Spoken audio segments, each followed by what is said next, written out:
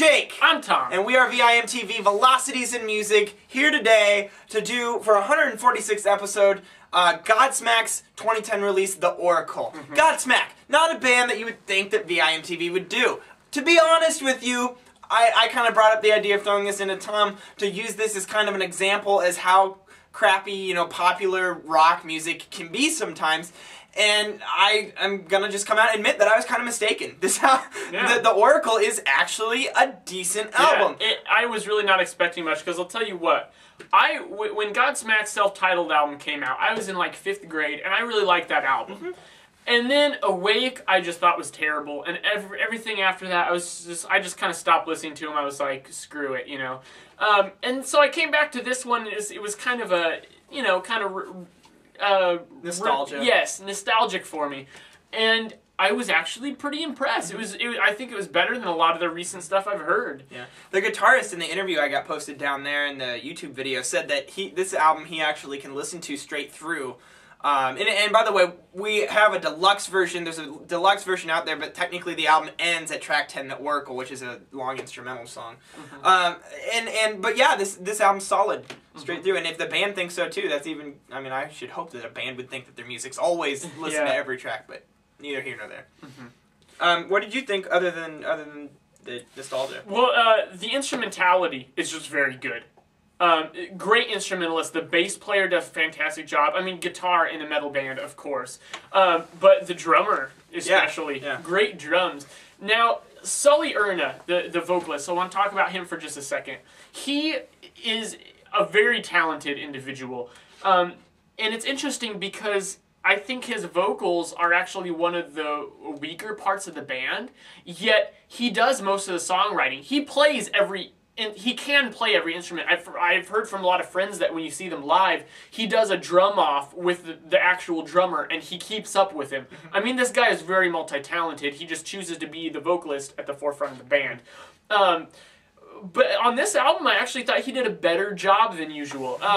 Now, I gotta say, the lyrics are still awful. I mean, all about shame and pain and crying like a bitch and drinking and the devil and whatnot. Love, hate, sex, pain. Yep, that's pretty much it. So, I mean, still kind of sophomoric metal lyrics when it comes down to it.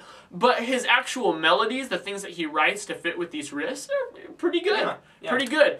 I think one of the main reasons I like this better than a lot of their late stuff that they've been doing lately, I feel like their last few albums, they've been trying too hard to be too epic sounding. Yeah. Tried to be too deep. I feel like this is Godsmack just being Godsmack, just rocking out and doing what they do. They draw a lot of influence on this album, I feel like, from early 90s stuff. And if you know anything about this guy, watching Velocities in Music, I love early 90s music. A lot of clear influence from Metallica, to the point of ripping off at times. But also, like, and that's mostly in, like, tracks 5 and 6 you get a lot of, for at least me. But, like, track 3, War and Peace, and track 2, Saints and Sinners, a little bit also, I got a lot of early Stone Temple Pilots vibe, their first album, Core. Track 4, a lot of Alice in Chains. Track 4, especially the vocals in the beginning when they come in, I got a lot of 90s, early Alice in Chains, Lane Staley stuff. I mean, I guess the chorus doesn't really, well, maybe a little bit, but I thought it was interesting because I've never really been able to pick apart Godsmack like that and actually kind of hear their other influences and hear them do something different while still sounding like Godsmack. I agree with everything you said there. To me, the most important thing I listen for is originality in music. So, I mean, the vocals especially are just a blatant Metallica ripoff. Yeah, he sounds more like James Hetfield than ever. He sounds more like James Hetfield than James Hetfield. He really does. And I understand that that's just kind of part and parcel with who Godsmack is. That's fine, I understand. It's just that's a big beef concern for me. Other than that, though, this attitude, other than the horrible lyrics and just unoriginal sound, these guys show great craft. The way Tom nailed it with how they mix all the instruments together, and the bass, like, I was surprised by that. But really, the songwriting is quite good too, and how they transition between verses and choruses and do the bridges and solos and everything is really quite excellent. I was impressed. Go ahead. I want to point out real quick now, I'm still going to give this a, relatively average score, even though mostly what we've been saying is good things.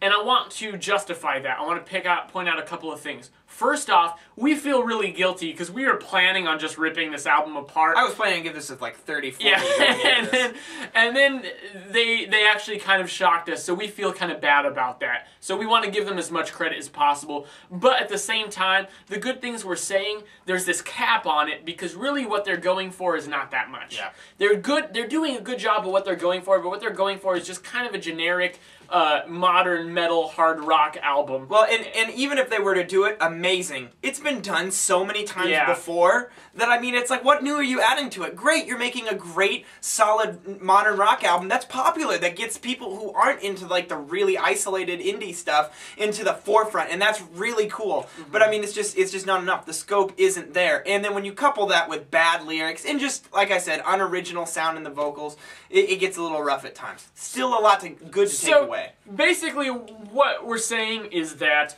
the bad stuff that Godsmack has always been bad about is still there. I just feel like they've pushed the good things, the good potential elements that they've had, they pushed to the max. Yep. My favorite tracks is the single, track 1, Crying Like a Bitch. It's actually a cool song, other than the lyrics are just horrible. But it's actually, the lyrics are funny in that song. You're talking about bitch slapping people. Track 4, Love, Hate, Sex, Pain. And then that's the bass, phenomenal. Yeah. Track 6, Devil Swing. I really like those. I'm gonna go track 2, Saints and Sinners. Track 6, Devil Swing. And track 10, The Oracle. Great metal instrumental, reminiscent of Metallica. Yeah. That's it. Yeah. I'm gonna go ahead and just give this a flat, and I'll give it the benefit of the doubt. I'll give this a 66.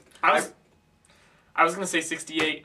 We're close tonight. Really, really solid. There's a few things that it could, like, just improve the scope, improve the lyrics, try to go for a little bit of more your own Godsmack sound, which is hard to do in the genre. And this would be a clear 80s album. It really could be. So, kudos to Godsmack. Yeah, thanks for, surprising me. And I'm glad that we reviewed this. Absolutely. Honestly. So those haters of Godsmack out there, If these two guys can turn around about Godsmack, man, you might be able to. And coming into VIMTV, I hated metal. What do you think? What do you think? I mean, if you're a big Godsmack fan, tell us why down there. And if you're not, then why not? And tell us down there, because you might actually enjoy some things of this album. I'd really like to hear your opinions, and I'm sure Tom would too. We love talking to our fans. Give us a comment down there at www.velocitiesandmusic.com.